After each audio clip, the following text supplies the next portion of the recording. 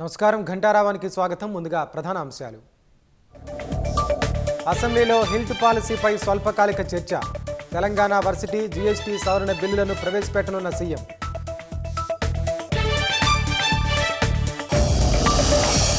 పోలవరం నల్లమల సాగర్పై ఇవాళ సుప్రీంకోర్టులో విచారణ. బలంగా వాదనలు వినిపించాలని న్యాయవాదులకు సీఎం సూచన.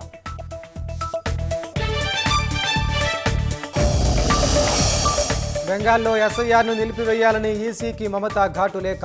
క్షేత్రస్థాయిలో పరిస్థితులు నానాటికి క్షీణిస్తున్నాయని ఆందోళన.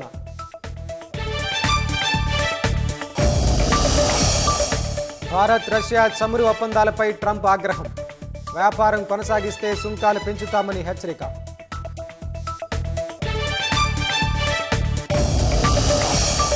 సూచించిన ప్రణాళికలు అమలు చేయకుంటే మూల్యం తప్పదు. వెనిజువెలా తాత్కాలిక అధ్యక్షురాలు రోడ్రిగ్జ్కు ట్రంప్ హెచ్చరిక.